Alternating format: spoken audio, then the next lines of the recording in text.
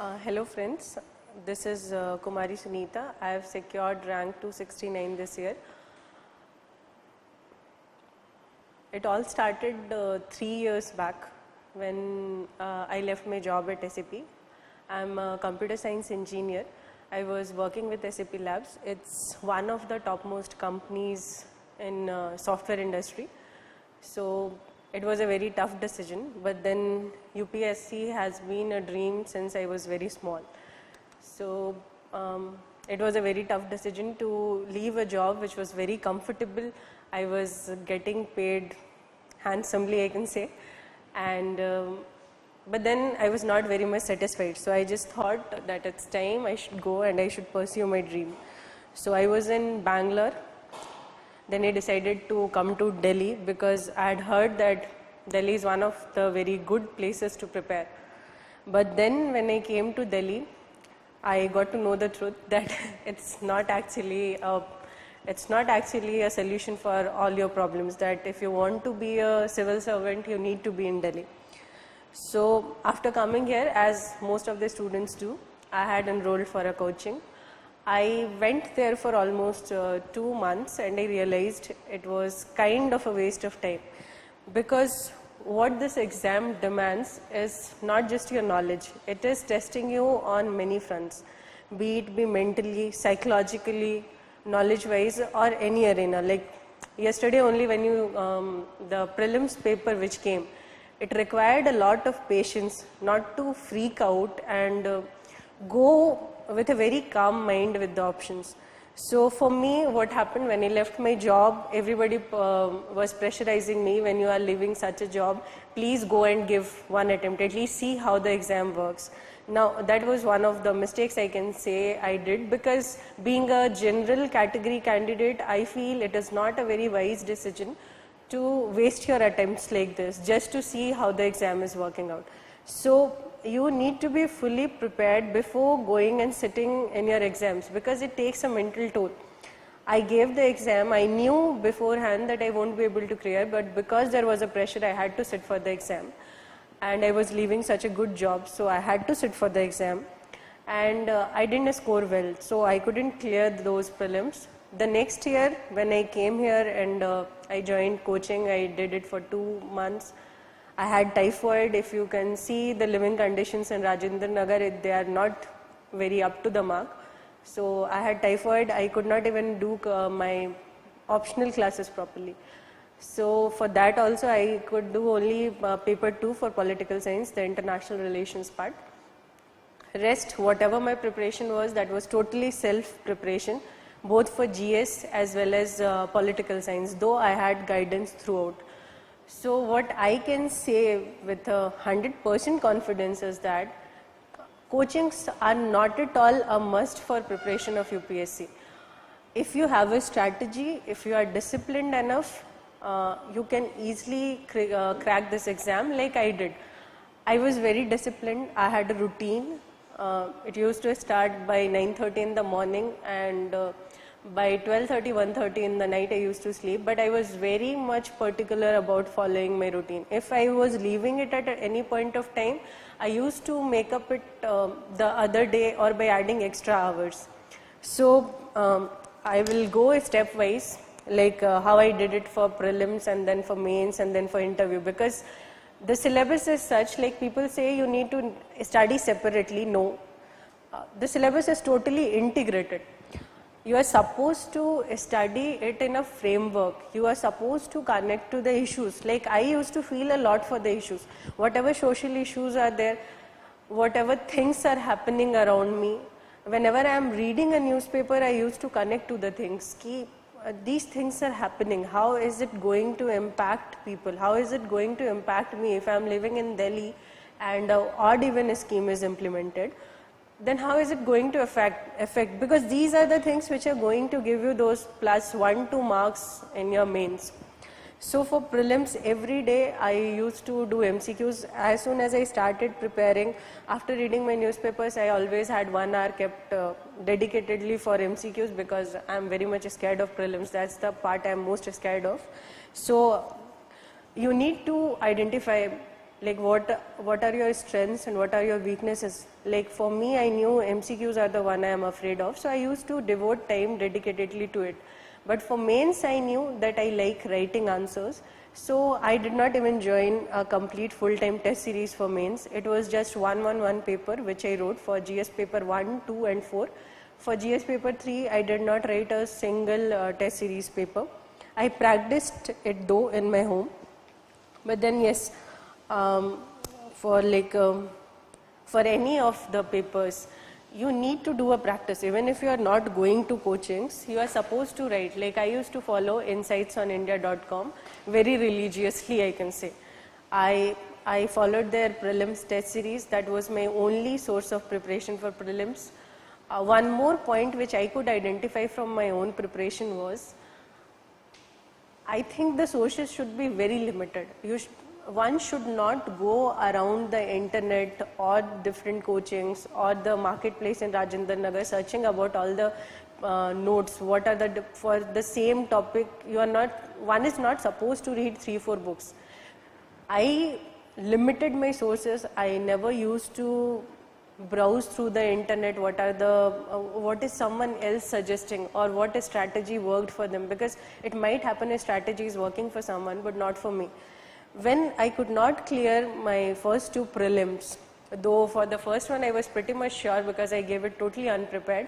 The second one I was scoring somewhere around 90, and that year the cutoff was somewhere around 108. So I was like, I had typhoid for 2 months. So I had to gather up that mental courage, because by God's grace, I have been a good student throughout. Even for my BTech, I was a very good student. I scored 90%. So it was a total shocker for me that I could not clear the pre. So I had to gather the courage up. I went very systematically. I joined the test series. I used to give it on time. I used to revise my syllabus. And I was very much sure that if I am putting my 1 year on this exam, I should clear it. And by God's grace, it did work out. So from my own experience, I can say if you are actually putting your time and if you are actually making a strategy and being disciplined, you can easily crack this exam, and it does not require 3 or 4 years of preparation, or it is not mandatory that you go to a coaching. For my GS papers, I went through the NCRTs, and that is the first thing I feel one should do for this exam. Be very thorough with your NCRTs. I have read them at least 4 to 5 times, or I can say more than that. After that, one can go for the reference books, but NCRTs are the basics. 6 to 12 NCRTs are a must, I can say, for this preparation. Then identify the areas which you really want to work on. I used to write at least 4 to 5 answers every day. Insights used to post 4 to 5 questions based on every day's articles. So when I started, it used to take a lot of time, but then it was like within 2 hours I could write almost 10 to 15 questions, and this helped me in my mains examination, even though when I did not take any test series. So even for mains, what I used to do I used to practice answers on my own, and I used to get it reviewed by my peers. That is very important. We can't just write an answer. We can see for ourselves, we can identify our mistakes, but then a review by someone is very important. It does not matter that it should be a person who is very much well versed with the subject, but a person having good knowledge can review your answers, and then one can know that where am I going wrong. So with that particular exercise, I just decided on that there are some answers I can go point wise, there are some answers where I can write in paragraphs, what are the different points which I can add on my own, which the reporters are not reporting in the newspaper, because everybody is reading the newspaper and the sources we are referring. So how can you make your answers a little different from everyone else? So this is important. You are supposed to, at least I put in my ideas whenever and wherever possible. So for GS, I'll say NCRTs are must, then go for the reference books. Try practicing some answers. Practice MCQs. Don't wait for when there will be 2 months left for pre, I'll then start practicing my MCQs. at least that strategy did not work out for me. I used to put in somewhere around 8 to 10 hours, sometimes 12 hours, sometimes it used to go for 6 hours, but then I used to make it up. Then when I finally, after giving last year mains, when I saw that I can cross the cutoff, I started my preparation, full-time preparation for mains. And I gave more than 45 days for my optionals, and then the rest 45 to 50 days for the other 4 GS papers. So it was a very tight schedule. I used to put in somewhere around 15-16 hours. I was like, I need to crack it. This is what I want. And that's why I never needed a motivation. It was not, this was never in my mind that I'll give up this exam. I knew I'll have to crack it, and I will crack it eventually. No matter how it works out, if I have to give 15 hours, I'll give 15 hours, but then I knew I need to crack this exam.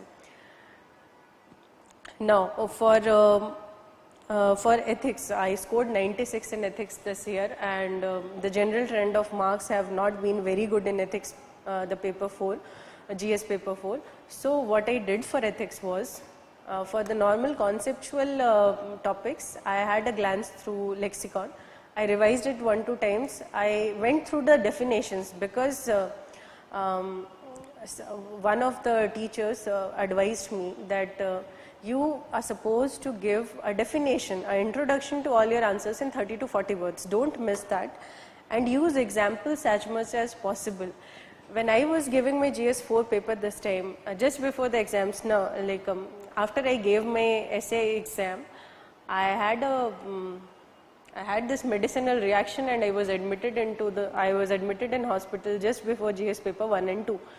So from night 9 o'clock till 1 o'clock, I was in a hospital having salines and all, and morning 9 o'clock I had the paper. So I was very much, even at that point of time when the doctor was giving me all the IV salines and injections, I never had this thought even for a second that I am not going to appear for my exams tomorrow. I was very much confident that tomorrow morning I'll go for the exams, I'll sit, I'll write, and it will be all fine. So 1 o'clock I told the doctor, see, I have an exam, so you need to discharge me because I need to go leave by 6:30, the center is very far away. So 2 o'clock he said, dear C, you can't go like this in an exam, and I told no, I will go. And he had to discharge me by 2 o'clock, and GS paper 1 and 2 I gave like that. I had a saline thing in my one hand, and with the other hand I was writing. So after I gave my paper 1 and 2, I was very happy. Yes, I could write the paper. Then 3 and 4. Till the time I had to write my paper 4, I had too much of pain. I was very weak. I was on a liquid diet throughout the whole mains exam. 4 days total liquid diet. And the exams really take a toll on you. It's full day examinations, that too in a continuous mode. So when I went for my paper 4, that was one of my favorite papers.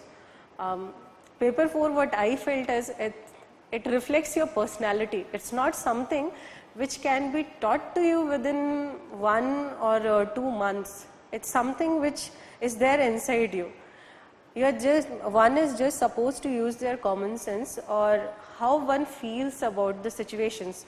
When I used to enjoy the case studies a lot. Even in the exam when I got it for the conceptual answers, because I wanted my answers to be a little different, many a times whenever I used examples, I made examples of my own. I used to put situations, then whenever I could remember a quote, I used the quotations. Then for the case studies part also, I tried giving as much options as possible. What are the pros and cons of those options, and what will be the best possible way I will go for it. Like for example, one particular question was there about if you have cleared the UPSC exam and then you are going for your interview and one of your relatives has met with an accident, what will you do? For that particular question, after giving all the options which all other candidates must have given, I am pretty much sure, I just added a part of my own that if I have cleared an exam like UPSC, I will at least have 1 or 2 hours in my hand before going for the interview. So if I find someone in that scenario, I'll utilize that extra time and I'll I'll get the person to the hospital and then I'll go for the interviews. Even in that case, if I am late, I'll try explaining the situation. So this was a point which I added on my own, and I think after seeing the marks, I'm sure that yes, it added up to my benefit, the marks which I got.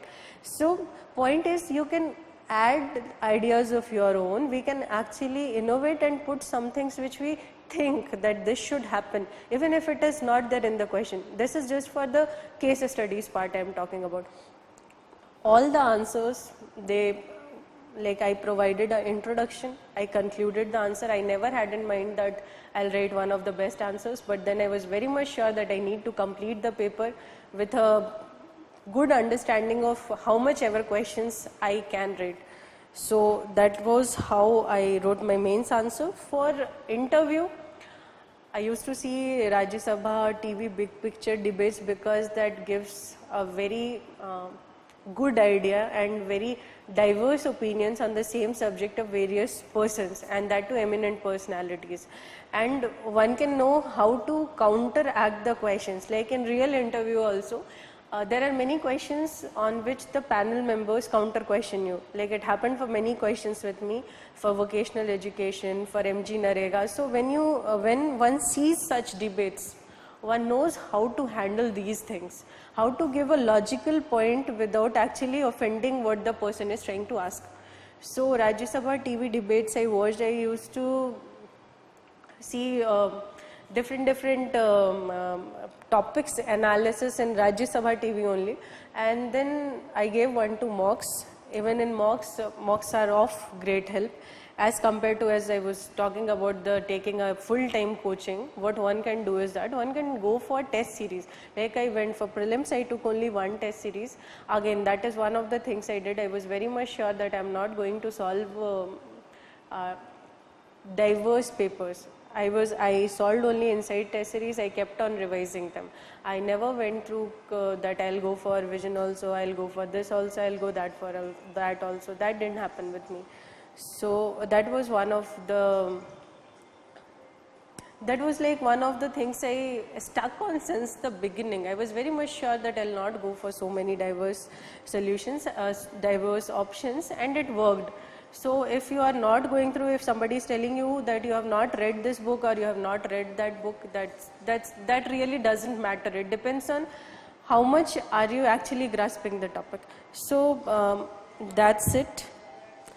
And then yeah, from a background I belong, if I feel if I can clear this exam, anyone else can.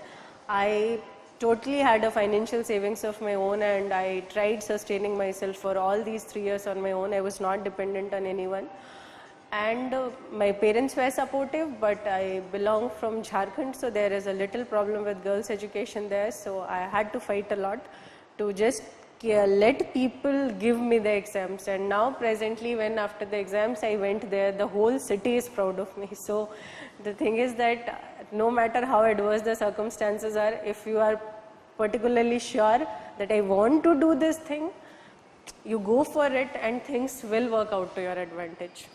That's all. Thank you.